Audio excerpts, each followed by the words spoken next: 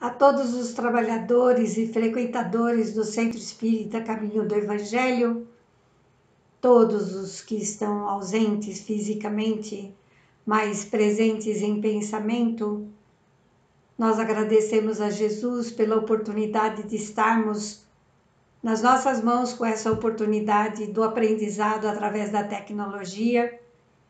E vamos agradecer a Jesus por esse momento de reflexão, por esse momento de aprendizado, de estudos, para que possamos lidar da melhor forma possível com a situação que estamos enfrentando da transição planetária, dos desafios, das consequências desses desafios, tanto consequências positivas como negativas. Então, a todos os encarnados e desencarnados dessa casa abençoada, Centro Espírita Caminho do Evangelho, nós vamos orar e pedir a Jesus que nos acolha, que nos envolva, que nos intua, para que possamos nos ajudar, para que possamos aprender a como lidar com os desafios, os obstáculos e sairmos melhor do que entramos. Com essa oportunidade única de aprendizado, de uma transformação do planeta, de uma transição planetária, e que possamos usufruir dessa oportunidade e deixar marcado no espírito que fizemos parte dessa transição. Que Jesus nos abençoe. Então vamos abordar o tema hoje da autoobsessão, a autoobsessão e das ideias físicas. Todos nós sabemos que não só no nosso país, mas agora em outros países que estão passando por outro período mais crítico ainda da doença, a revolta, o desespero, as doenças físicas, emocionais, espirituais, os suicídios, todos estão passando por desafios incomparáveis. E nós temos que aprender a lidar com as nossas emoções. Nós temos que aprender a tirar proveito de todos os desafios. E para que possamos fazer isso, nós temos que aprender a como lidar com a autoobsessão. Porque a culpa, o sentimento de culpa e os remorsos, na verdade, pode gerar nas pessoas, nos indivíduos, graves desajustes. E se eles não forem resolvidos por completo, eles podem ocasionar vários desequilíbrios muito graves, emocionais e espirituais. E assim vai levar muitas pessoas, muitos indivíduos a uma autoobsessão, que vai poder gerar o quê? Sabotagem completa do nosso desenvolvimento, do nosso aprendizado. E essa sabotagem vai criar ressentimentos, rancores, mágoas intermináveis. A autoobsessão, nesse caso, a pessoa se auto-atormenta. Ela mesma se pune. Ela pune a si própria. E as causas desse tipo de autoobsessão estão nos problemas anímicos. Nós temos o animismo, que diz respeito aos nossos conteúdos mais profundos, mais inconscientes. Há histórias pregressas e presentes que vêm à tona de uma forma que nós não sabemos controlar, porque não sabemos identificar. Os dramas pessoais dessa vida ou de outra vida, os traumas, os remorsos, os sentimentos de culpas, e as situações que vêm da intimidade do nosso ser vão prejudicar a nossa normalidade psicológica, o nosso equilíbrio psicológico. Por isso que o aprendizado é tão importante, para que a gente saiba identificar que não é só conosco que acontece. Com a maior parte das pessoas acontece. E nós temos que identificar e saber como lidar com a situação, para que a gente tire proveito dela e para que não que a gente perca a oportunidade, porque não sabemos lidar com a situação. E na autoobsessão, as nossas ideias, as ideias que nós exteriorizamos, criam imagens para nós tão vivas, tão reais quanto a que nós desejamos. A ideia, na verdade, ela é um ser. Ela é um ser. É um ser organizado para o nosso próprio espírito, que o pensamento vai dando forma e a vontade imprime movimento e direção. É como quando é citado no Evangelho, no Espiritismo, que quando nós ficamos no umbral, é uma criação mental do nosso sentimento de culpa. Eu tenho uma frase minha que diz que culpa é desculpa para permanecermos no umbral. Então nós temos que saber lidar com o sentimento de culpa em proveito nosso como aprendizado e para que possamos vencer aquele desafio. Mas não para que nós ficamos tão perturbados que vamos criar uma situação mental cada vez mais prejudicial a nós mesmos. E dessa forma, o desencarnado ele pode ser perseguido por ele mesmo. Tudo é culpa do obsessor. O espírita tem mania de dizer, é obsessor, é culpa do obsessor. Mas nós podemos ser obsessores de nós mesmos devido às nossas próprias criações mentais. É incrível, né? Mas da mesma forma que a obsessão tem a somatização. Nós ficamos tão perturbados com a situação simplesmente por nós não sabermos criar novas opções. De nós nos organizarmos, de nós nos disciplinarmos, de nós adquirirmos hábitos mais saudáveis, para nós lidarmos com a nossa auto-obsessão e com as nossas somatizações de doença, tanto as doenças emocionais como as físicas. Vamos então classificar a obsessão, a auto-obsessão, quanto ao tipo. A auto-obsessão, na verdade, o indivíduo, quando ele toma consciência dos equívocos que está acontecendo, ele passa a se culpar. Então, os conflitos deles internos são gerados e podem levá-lo a quadros depressivos. Isso devido a quê? Devido a sintonias com mentes de igual desequilíbrio. Aí sim, nós nos associamos a entidades perturbadoras, obsessivas ou com pensamentos similares e necessidades similares às nossas, que vão reforçar as nossas doenças do sistema nervoso, e aí os mesmos problemas mentais poderão se instalar em nós. As ideias egoístas, as ideias de temor, a imaginação fantasiosa, o misticismo doentio, as fixações mentais persistentes, os diversos complexos. Por isso que nós temos que tomar cuidado com a mídia. O que a mídia nos passa perturba. Nós já temos problemas. Nós ouvimos mais problemas ainda. Ao invés de nós encontrarmos paz interior para lidar com a situação, nós vamos envolver mais problemas ainda. Porque vamos ficar agoniados, angustiados com o que nós ouvimos e preocupados e com medo, então nós vamos ainda ficar piores ainda. Então vamos evitar o excesso de notícias. Na heteroobsessão, também é a influência de espíritos encarnados ou não, junto a esses outros espíritos que também podem estar nas condições iguais às nossas. Nesse processo, ele pode ser ativo ou passivo, com ação direta no corpo físico ou mental. E a intensidade, ela pode variar de leve, moderada ou grave. Então, dependendo dos nossos medos, das nossas preocupações, do quanto nós ouvimos de notícias ruins, do quanto nós criticamos, ao invés de buscarmos na oração o resultado, a resposta para as angústias do mundo, tudo isso vai variar entre leve, moderada e grave. Depende de como está a receptividade da nossa mente em relação a todos os problemas apresentados.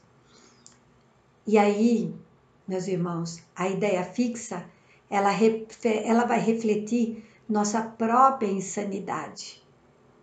Todos nós vivemos no limiar entre a loucura e o equilíbrio, a sanidade. Então, essas ideias fixas, perturbadoras, que nós pensamos o tempo todo, que nós preocupamos o tempo todo, que nós reforçamos, nós falamos, nós cobramos, nós acusamos, são ideias fixas que nos levam à insanidade. E cada um de nós somos responsáveis pela criação do nosso próprio mundo mental. A gente acusa o outro exatamente para se libertar dessa carga tão grande que nós temos.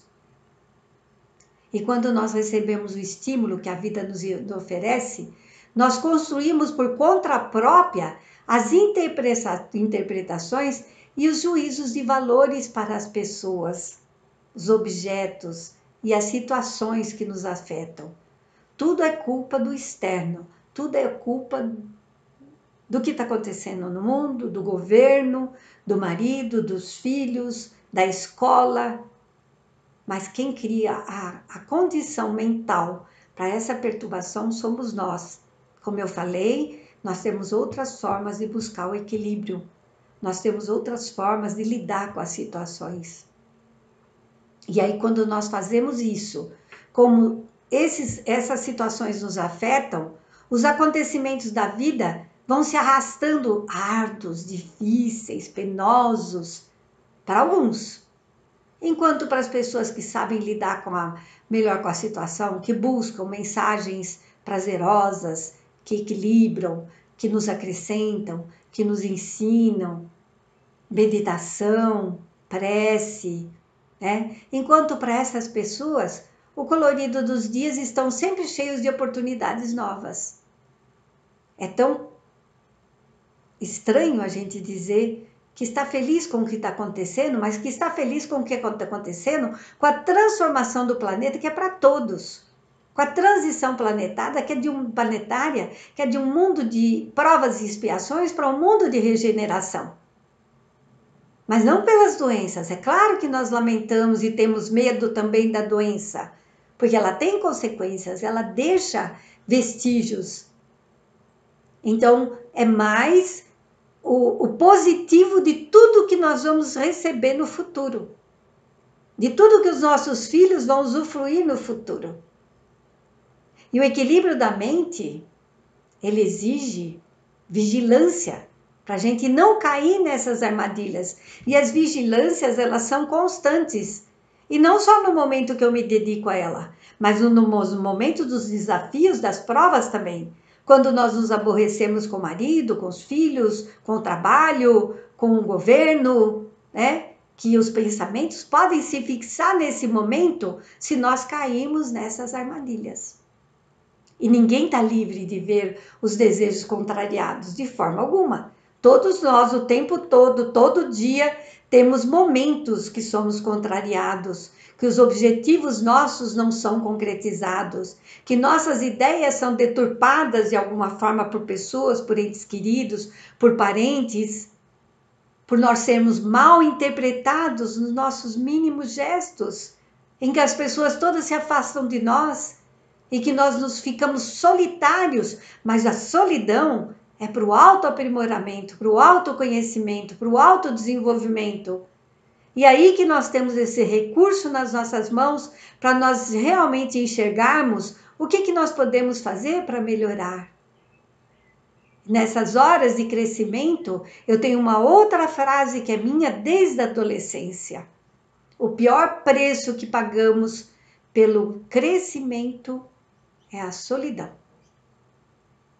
Porque as pessoas passam a não comungar com os nossos pensamentos, com as nossas formas de ser.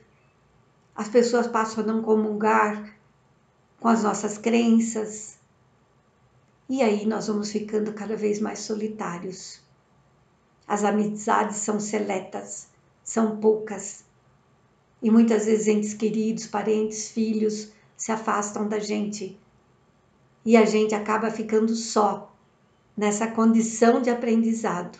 Só não, porque o mentor está o tempo todo aqui do lado, inclusive auxiliando nesse aprendizado. E se nós não cuidarmos Todos esses acontecimentos podem criar mágoas, podem criar contrariedades, que vão estacionar ressentimentos duradouros dentro de nós. Se nós não buscarmos vencer essas ideias fixas, essa auto-obsessão, eles vão sendo alimentados até se transformar em doença emocional, doença espiritual. E é assim que nós encontramos exemplos inúmeros de ideias fixas. Essas ideias fixas que nos aprisionam no processo da qual é o nosso tema, que é a auto-obsessão.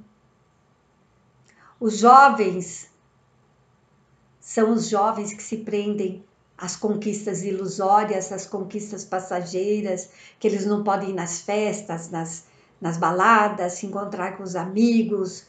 E quando eles não têm o que querem, que eles não têm o sucesso que eles esperam, eles se revoltam e se atormentam sem parar, se isolando, se voltando para dentro deles mesmos. E esse processo nos jovens é muito mais intenso do que em nós adultos, porque eles trabalham mais com essa parte do cérebro do que com a parte racional. Nesse momento, os pais têm que saber acolhê-los, ouvi-los, ampará-los e ensiná-los a lidar com a situação. Para isso, nós adultos temos que aprender primeiramente a lidar com essas situações. O caso da esposa, que se retém pequenas expressões do marido, ali tentando achar nos ciúmes para ver se encontra uma infidelidade. Ela se fixa nessa ideia, porque o marido já não está tratando ela mais como antes. Um amigo que num pequeno descuido de gentileza nos esquece de mandar uma mensagem, vê sinais de rejeição. Também é uma ideia fixa que nós desenvolvemos para justificar nossa solidão.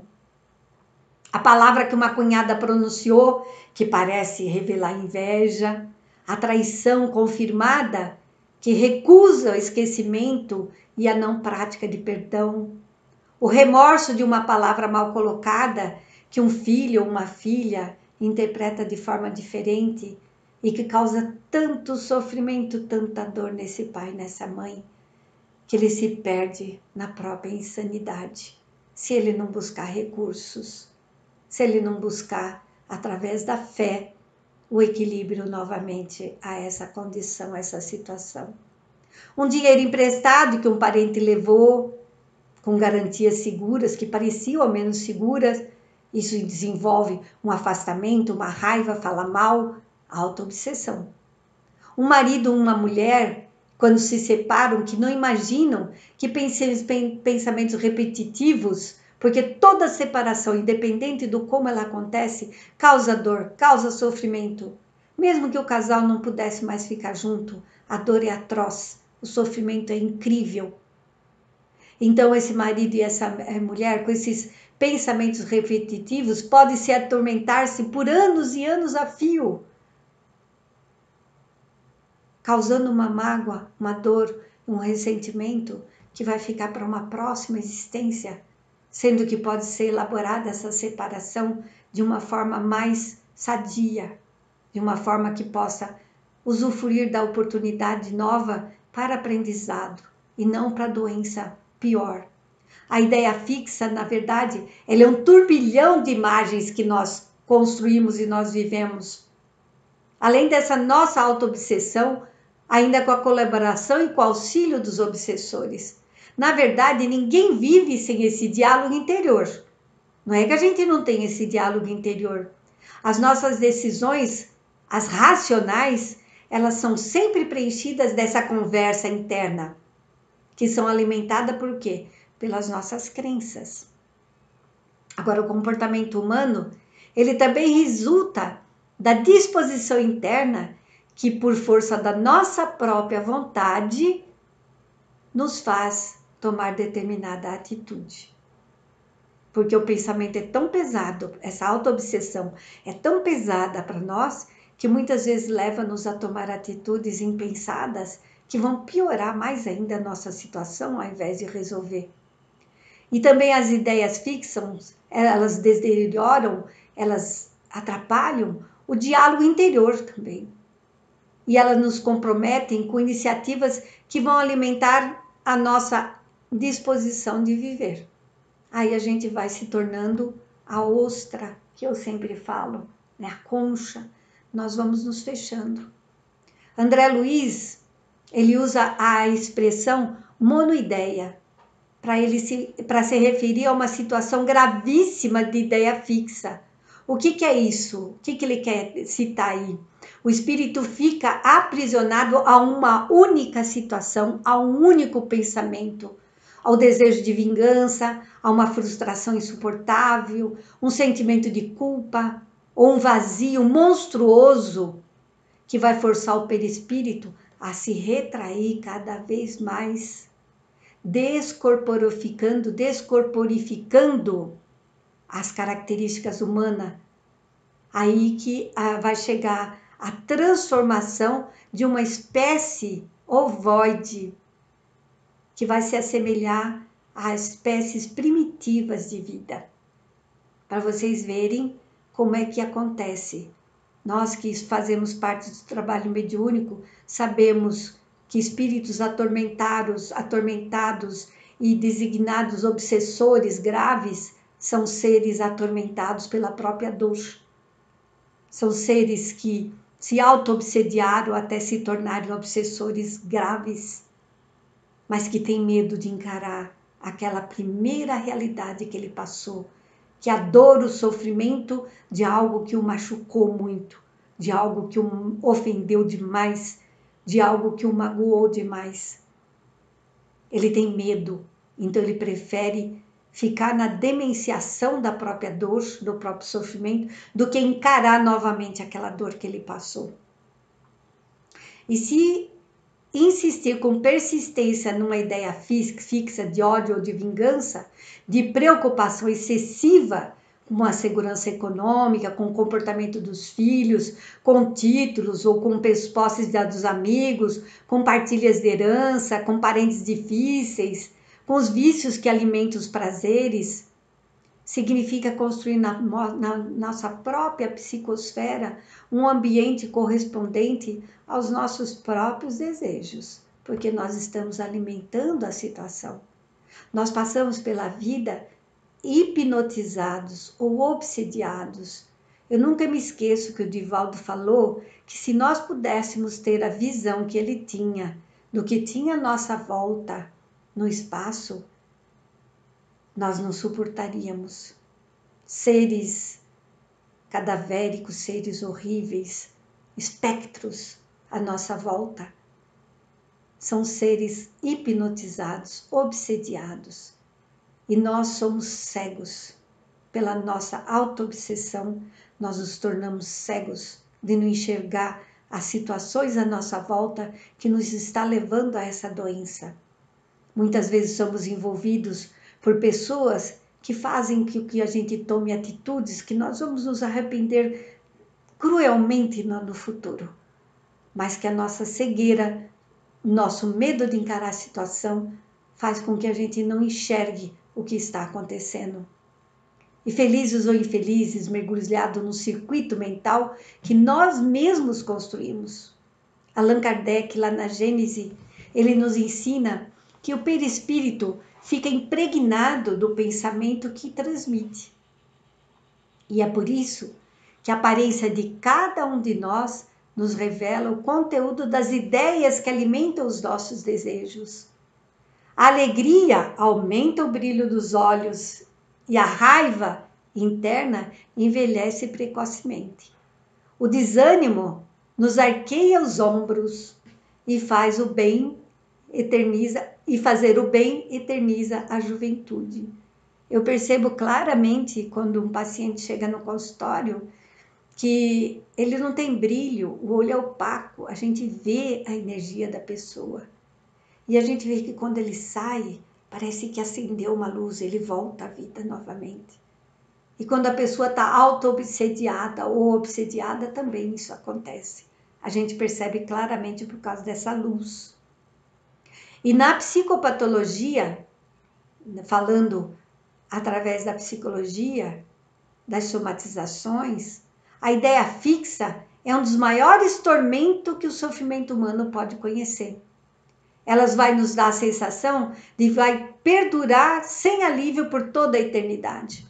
É por isso que nós temos que nos compadecer dos pensamentos, dos depressivos. Nos Mensageiros da Luz também, de André Luiz, há um pronto-socorro de almas endividadas, em que os espíritos sofrem por séculos, num processo anestesiante que as ideias fixas congelaram no tempo. Os esquizofrênicos também das clínicas de psiquiatrias convivem com o martírio perturbador dessas ideias distorcidas. Tudo se revela a ele nas ideias de referência, tudo está contra ele nas ideias persecutórias, e tudo está ao alcance dele nas ideias delirantes. Olha só, ideias de referência, as ideias persecutórias e as ideias delirantes. E aí, essas ideias distorcidas levam a pessoa à esquizofrenia. Esquizo, mente, frenia, partida. A mente se fragmentou, ela se perdeu, o indivíduo se perde dele mesmo. Só que a consciência do distúrbio o poupa o juízo e ele nem saiba da extensão do destino dele. A insanidade acaba sendo a favor dele mesmo. E nós não podemos dizer que o mesmo de quem cometeu um crime ou suicídio. Em Memórias de um Suicídio, de um Suicida, Camilo Castelo Branco, ele nos revela que nada desse mundo apaga a ideia da arma que disparou no suicídio, ou da locomotiva que esmigalhou os ossos, ou do vazio da queda do saldo para uma morte. Nenhuma mãe vai esquecer também o dia que abandonou seu filho. O criminoso vai sempre estar preso ao cenário da culpa, até que o pensamento de cada um gere novos rumos e as ideias possam fluir. Nenhuma consciência vai ter paz. A ideia fixa, na verdade, ela reflete nossa própria insanidade. Somente a misericórdia divina nos concedeu a bênção da inteligência e da razão que nos permite corrigir esses erros. A vida, na verdade, meus irmãos, é uma experiência que não nos poupa, não poupa a ninguém dos desencarnados, mas nem por isso devemos cultivar o remorso, conservar o sentimento de culpa ou alimentar a desesperança. Está aqui boa parte de espiritismo e de psicologia. Espero do fundo do meu coração que tenha sido útil para que nós todos possamos vencer essa etapa da melhor forma possível. Para que possamos realmente, de verdade, sairmos melhor dessa oportunidade que vai estar cravada na nossa história, na memória do espírito.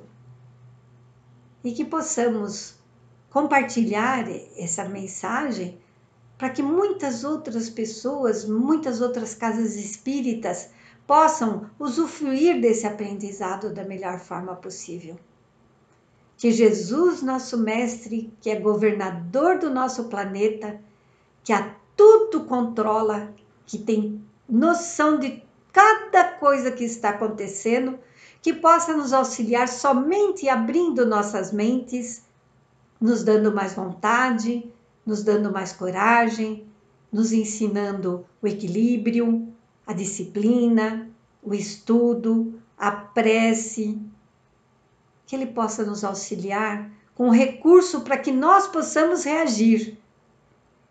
Porque a resposta de toda transformação está primeiramente na nossa transformação. E quanto mais nos transformarmos, mais nós vamos auxiliar outros irmãos necessitados.